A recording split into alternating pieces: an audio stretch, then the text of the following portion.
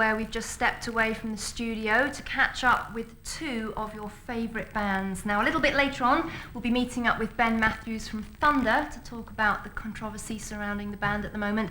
But, of course, you recognise the gentleman who's joined me now. It's Blackie Lawless of W.A.S.P. So, welcome to England, Blackie, because we last met up in sunny LA. How are you feeling? A little jet lagged, but other than that, I'm okay. It's like punch me if I fall asleep doing this. Now, there's actually a lot to talk about W.A.S.P.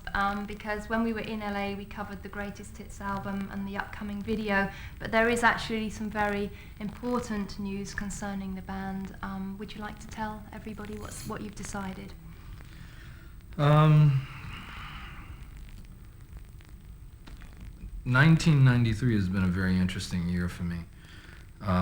I've gone through a lot of personal changes, some professional, and I feel like some sort of coming over here, not just to do this show, but coming to Europe in general, I feel like some sort of messenger of death.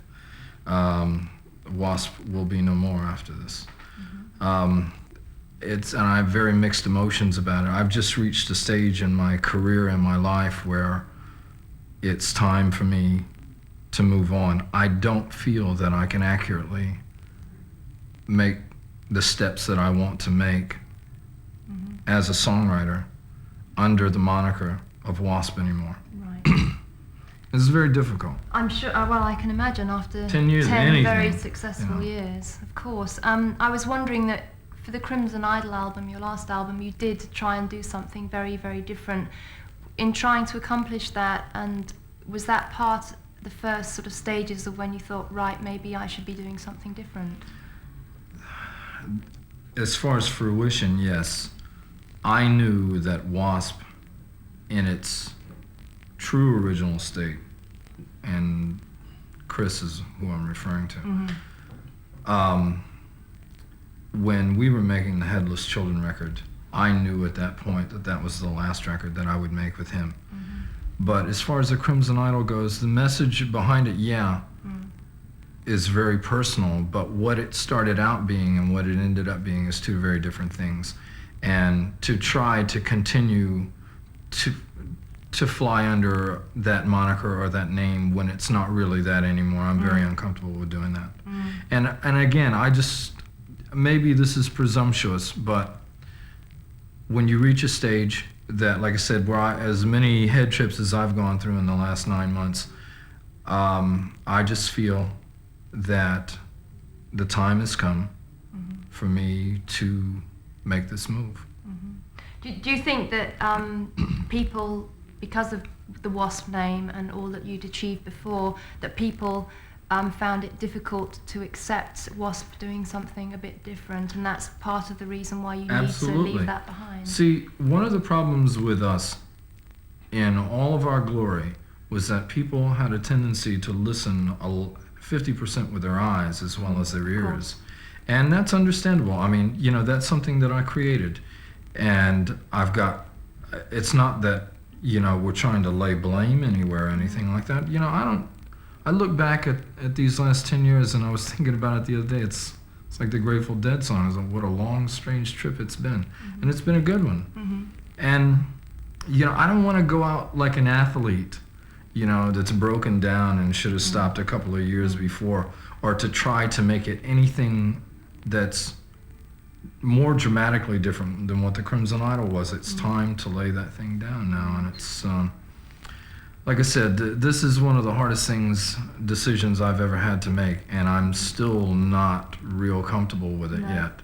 But, you know, the problem is, it's like with any relationship, whether it's a man or woman or a band or whatever, you wake up one day and you look across the room and you say, I don't know that person anymore. And you find that you don't have anything in common musically or personally. And when that happens, it's time to go your separate ways. There is no place to lay blame. It is what it is. Right. Well, you are finishing on a high point with the greatest hits album, First Blood, Last Cuts, and also the video, First Blood, Last Visions. And actually, we've got a new song from W.A.S.P coming up, Sunset and Babylon, the new single. Now, that does seem a fitting way to close the W.A.S.P chapter, because the B-sides of those singles feature some early demos from W.A.S.P. Right. So that must be a very good way of the original demos. So a way to say, to close the book. There's also another song on the album called Rock and Roll to Death, which is the last song, and I thought that was very apropos. But something that's on a high note, I mean, most everybody that knows me knows I'm not at a loss for words, and to sit here and see me struggle trying to get sentences out, I know is difficult for them as well. But on a positive side of it, one of the things that's been a constant thorn in my side from day one with the band was that the song Animal was never on an album. And it is that now. will be on this now. Right. So it's not, a cure-all for the original thing that griped me, but it is a pretty handy Band-Aid at the end of it. I see. Okay, well, we're going to talk to Blackie some more in just a moment, and of course we are going to find out what he's going to be doing in the future. But right now we're going to see the brand new video and a new song from W.A.S.P, and this is Sunset and Babylon, and we'll see you a bit later on. He's still with me on Headbangers Ball, and we're talking about his plans to disband W.A.S.P, no longer to use the name.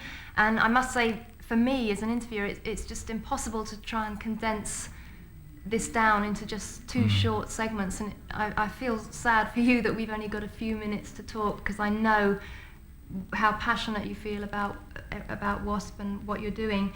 But difficult question, I think, for you, but can you sum up in a few sentences what's the best thing for you about having been in W.A.S.P and having done and achieved all those great things? Can you pinpoint one thing? Was it just having lived that life and being able to see all those places and do all those things? Well, it certainly gives you an insight to what you think this business is about, which is, had it not been for this band, I could have never written the Crimson Idol or anything like that, or even to go into the depth of what the Crimson Idol was, because W.A.S.P made me famous, and I don't mean just in a rock and roll sense. I mean, that band became a household word for whatever reason, God knows there was enough controversy, or controversy as you guys say, that surrounded the band. So in that sense, I've learned what fame means, and I'm here to tell you that depending who you are, that may or may not be a good thing. It's made me more of a recluse. I live now about 25 miles north of LA in a canyon up on top of a hill where my back is to everything, where I can see everybody coming up the hill or whatever. Nobody sneaks up on me now. But then again, W.A.S.P went through a lot of things, especially with the PMRC in America, because America is the type of place that when you get people who, start to champion a cause and think they're going to rid the world of a menace like me, they go to extreme measures. I got shot at a couple of times. There was one point where we were having bomb scares at shows every night. So, I mean, we ran the gambit. So it took me to a whole different place. Man, I done lived 4 or 5 of somebody else's lifetimes, so, and I don't mean to sit here and say like, I'm going to run away and I'm never going to do anything again, because, well, we'll get into that in a second, but it's been real rewarding. No, absolutely. I can imagine. Fantastic experience. So, plans for the future then, Blackie? You're going to stay in writing and recording music? Well, the next record, which is supposed to be out sometime April, May, is already, most of it is written, and I commence recording about 4 or 5 weeks from now on it. Wow. And is it very different to what you've been doing I before? think if you go back and you look at where I've been in the last 5 years, if the Crimson Idol was a natural evolutionary step from the Headless Children, this next record will be the next step from the Crimson Idol. Because one of the things, one of the questions that I get asked a lot, people say, well, how come you've lasted as long as you have when maybe a lot of your peers that came out of the 80s didn't? The only conclusion that I can come to is that any artist must endear themselves to the people that listen to them. In other words, you got to be willing to let people go ride on your emotional coattails. You got to crack your skull open and let them come inside and get to know you intimately. And unless you're willing to do that, they will never know you intimately. So I guess what I'm trying to say is that I know where I'm going with the next record, and it'll be more of an introspective look at what's really going on inside this madman. You know. So are you going to be doing that under your own name, or are you going to Yes. get a band together? As far as I know right now, it'll just be me. Right, okay. Well, thank you very much for coming into Thanks for having MTV me. and telling us all about the latest news with you. And I know on behalf of many fans out there in Europe, to say thank you for 10 years of brilliant music and live shows. Well, I appreciate that, but like I said, it ain't over yet. We're just putting a punctuation mark at the end of a chapter. Exactly. So we'll be hearing from Blackie, of course, next year, and we'll keep you updated on all his news. So very best of luck to you, Blackie, and thanks for coming in.